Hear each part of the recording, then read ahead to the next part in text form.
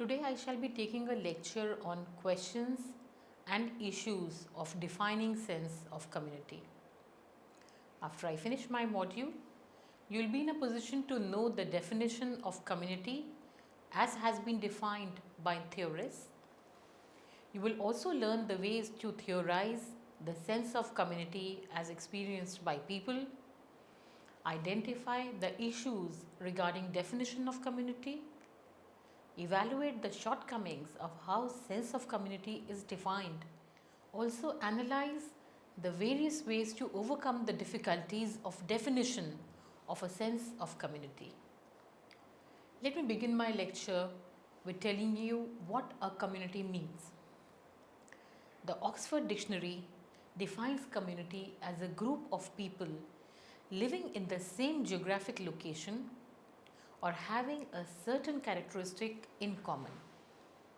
Sociologically, community is defined as the people of a district or country with a collective set of social values and responsibilities. Ecology, on the other hand, simply refers to communities as comprising of a group of interdependent plants and or animals living together in a specific natural habitat. There's a lot of debate about what aspects of a community one has to look at when studying it from a psychological perspective. Should psychologists limit communities to particular geographical areas? Or should the norms and rules of communities be included in that definition? Does race and ethnicity play a part in the community formation? These are some of the issues that psychologists have to deal with when attempting to define a community or a sense of community. Now, understanding the community entails understanding it in a number of ways. Whether or not the community is defined geographically, it still has a geographic context, a setting that it exists in. Getting a clear sense of this setting may be a key to a full understanding of it. At the same time, it's important to understand the specific community you are concerned with. You have to get to know its people, their culture, their concerns and their relationships, and to develop your own relationships with them as well. Moving on to physical aspects. Every community has a physical presence of some sort, even if only one building. Most have a geographic area or areas that are either defined by or attached to. Now, it is important to know the community's size and the look and the feel of its buildings, its topography, which is the lay of the land, the hills, valleys, rivers, roads and other features, and each of its neighborhoods. Now, also important are how various areas of the community differ from one another, and whether your impression is one of clean, well-maintained houses and streets, or one of shabbiness, dirt and neglect. If the community is one defined by its population, then its physical properties are also defined by the population. Where they live, where they gather, the places that are important to them. The characteristics of those places can tell you a great deal about the people who make up the community. Their self-image, many of their attitudes, their aspirations are often reflected in the places where they choose or have to be forced by circumstances or discrimination to live, work, gather and play. Next on the list of my discussion is infrastructure. Roads, bridges, transportation, which is the local public transport, airports, train lines, etc. Electricity, landline and mobile telephone service, broadband services and similar basics make up the infrastructure of any community, without which it cannot function. Next is the patterns of settlement, commerce, and industry. Where are those physical spaces we have been discussing? Communities reveal their character by where and how they create living and working spaces. Where there are true slums, substandard housing in areas with few or no services that are only options for low income people. The value the larger community places on those residents seems clear. Are heavy industries located next to residential neighborhoods? If so, who lives in those neighborhoods? Are some parts of the community dangerous, either because of high crime and violence or because of unsafe conditions in the built or natural environment? Next is the demographics. It is vital to understand who makes up the community. Age, gender, race, ethnicity, marital status, education, number of people in the household, first language. These and other statistics make up the demographic profile of the population. When you put them together, example the educational level of women between the ages of 18 to 24, it gives you a clear picture of who community residents are. Next on the list is history. The long-term history of the community can tell you about community traditions and what the community is or has been proud of, and what is it that the residents would prefer not to talk about. Recent history can afford valuable information about conflicts and factions within the community, the important issues, past and current relationships among key people and groups, many of the factors that can trip up any effort before it starts if you don't know about them or you don't know how to address them. Moving on to community leaders, formal and informal. Some community leaders are elected or appointed, let's say the mayors, city councillors, directors of public works. Others are considered leaders because of their activities or their positions in the community. For example, the community activists, corporate CEOs, college presidents, doctors, clergy. Still others are recognized as leaders because they are trusted for their proven integrity, courage, and or they take care of others and the good of the community. Moving on to community culture, which is both formal and informal. Now, this covers the spoken and unspoken rules and traditions by which the community lives. It can include everything from the community events and slogans, the blessings of the fishing fleet, the artichoke capital of the world, to norms of behavior, turning a blind eye to alcoholism or abuse or domestic violence, to patterns of discrimination and exercise of power. Understanding the culture and how it is developed can be crucial, especially if that's what you are attempting to change. Next is the existing groups. Most communities have an array of groups and organizations of different kinds. They could be service clubs like the Lions or the Rotary, etc. They could be faith groups, local organizations, sports teams and clubs, or groups formed around shared interests. The boards of community-wide organizations like, for example, the YMCA, the Symphony, United Way, as well as groups devoted to self-help, advocacy and activism.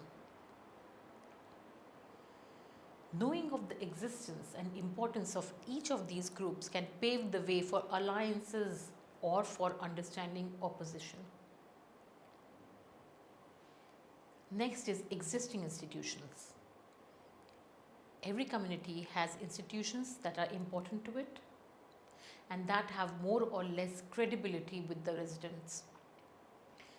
Colleges and universities, libraries, religious institutions, hospitals, all of these and many others occupy important places in the community. It's important to know what they are, who represents them, and what influences they wield. Next is the economics. Who are the major employers in the community? What if any business or industry is community's base? Who, if anyone, exercises economic power? How is the wealth distributed? Would you characterize the community as poor, working, middle class, affluent? What are the economic aspects of the population? What are their future prospects in general? And the population that you are concerned with. Next is government politics. Understanding the structure of community government is obviously important. Some communities may have strong mayors and weak city councils.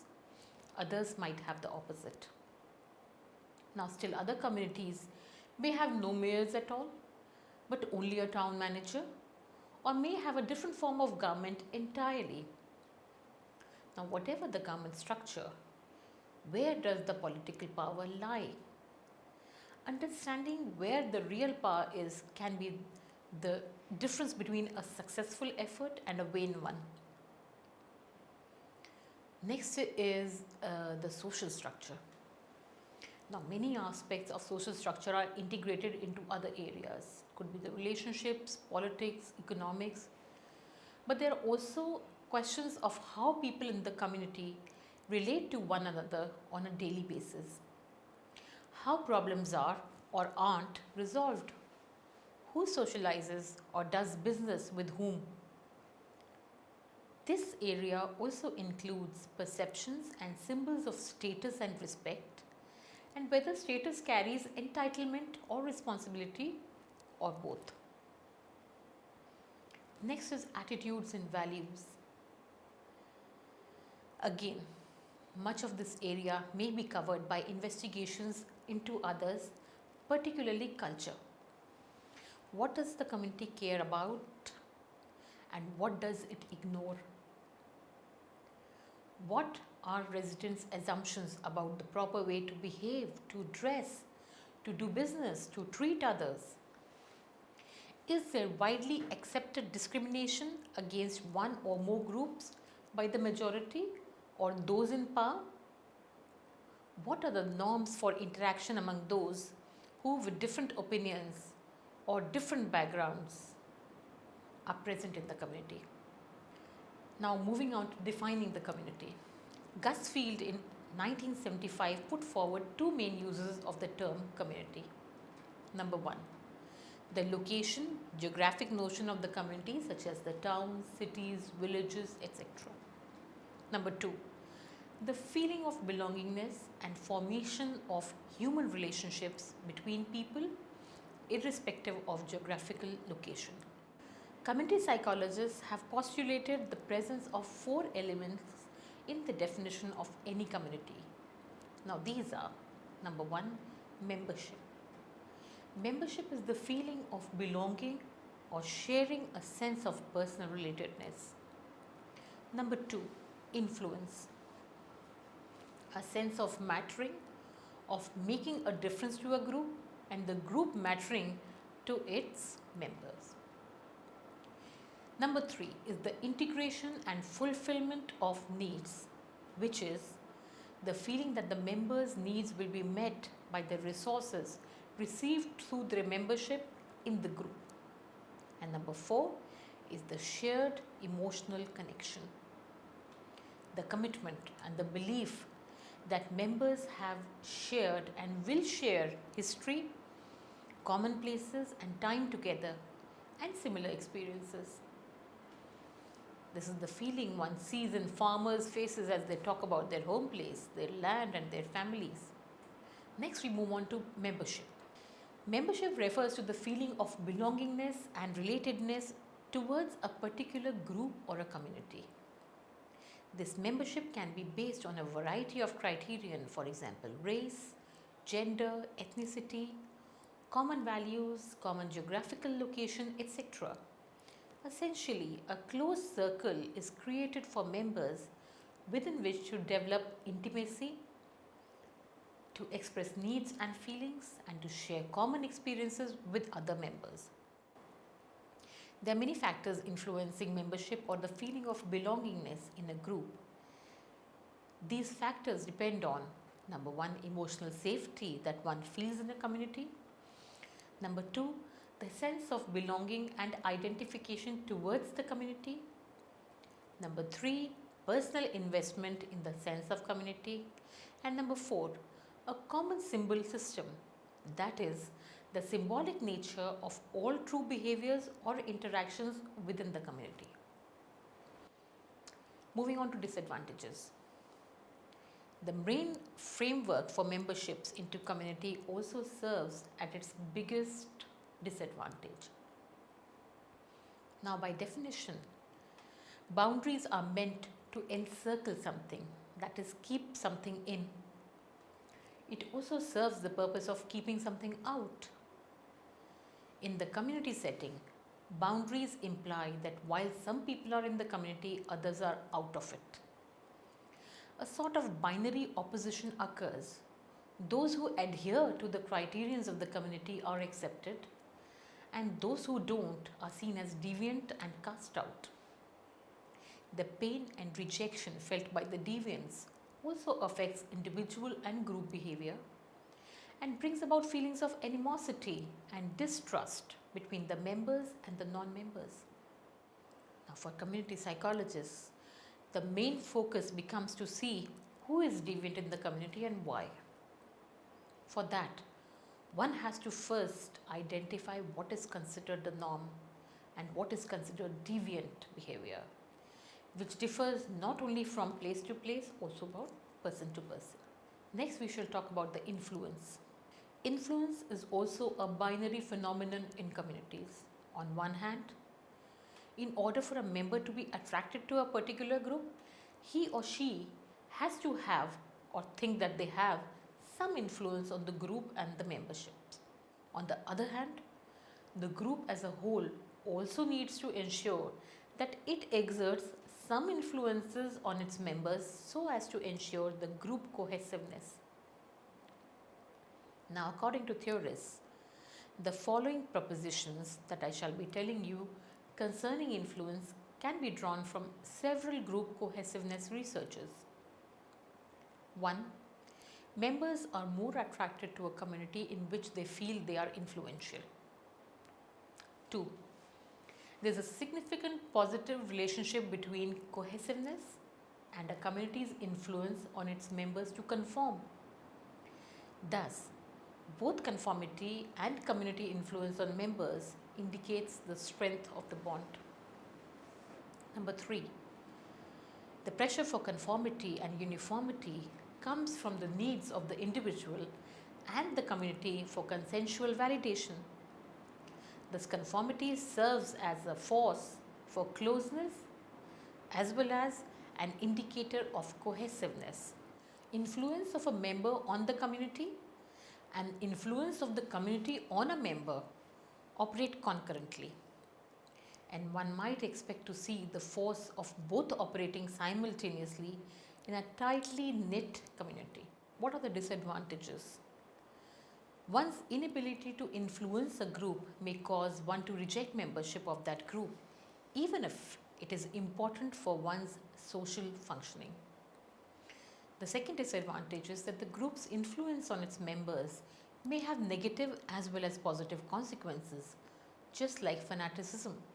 Let's go on to the next topic, which is integration and fulfillment of needs. Reinforcement and need fulfillment is a primary function of a strong society. Some of the rewards that are effective reinforcers of communities are the status of the membership, success of the community, and competence or capabilities of other members. There are many other undocumented needs that communities fill. but individual values are the source of these needs. The extent to which individual values are shared among community members will determine the ability of a community to organize and prioritize its need fulfillment activities. A strong community is able to fit people together so that people meet others' needs while they meet their own. The shared emotional needs and events facilitate the feelings of belongingness to a community and increase the chances of cohesion among community members. Now I will tell you about some of the principles of shared emotional connection. The first principle is that of contact hypothesis, which states that the more people interact, the more they are likely to become close and share their experiences and needs. The next is quality of interaction. Studies show that the quality of interaction influences feelings of sense of community. More positive interactions, more the sense of community feelings. The third is shared valent event hypothesis. Community bonds tend to be greater among members if they all experienced a shared event. For example, people who go through a crisis together do bond a lot more than the other people who may not have had a shared event. And finally, the spiritual bond. The stronger the religious and or spiritual tie between people, the more is the sense of community belonging. Let me give you a definition of community by various disciplines. Let's take the definition from geography. A group of people living in the same place or having a particular characteristic in common. Sociology. A group in which individuals who make up that group are motivated to take part in the group purely by self-interest. Archaeology. The term community is used in two ways in archaeology, paralleling usage in other areas. The first is an informal definition of community as a place where people used to live. In that sense, it is synonymous with the concept of ancient settlement, whether a hamlet, village, town or city. The second meaning is similar to the usage of the term in other social sciences. A community is a group of people living near one another who interact socially. Biology. A locality inhabited by a group of any size of whose members use a common language, manners, law, culture and tradition. Ecology. An assemblage or association of population of two or more different species occupying the same geographical area. Psychology states that four elements are present in defining a sense of community: membership, influence, integration and fulfillment of needs, and shared emotional connection. Let me conclude. Despite the four elements postulated for its definition, community is still a very ambiguous term, partly because theorists are still unsure whether to use its geographical definition or its social one. Another reason for issues in defining a sense of community is the fact that the four elements in themselves are very general and vague. Ideas about each element vary from community to community, and so each definition also varies. Community refers to the locational, geographical notion of communities such as towns, cities, villages, as well as a feeling of belongingness and formation of human relationships between people. Membership, influence, integration, and fulfillment of needs and shared emotional needs are all elements of a sense of belonging. Membership in communities is based on certain shared characteristics between all the groups. One's influence on fellow community members and the community's influence on oneself both define the depth of community belongingness. More the integration into a group, more the sense of belonging of that group or community.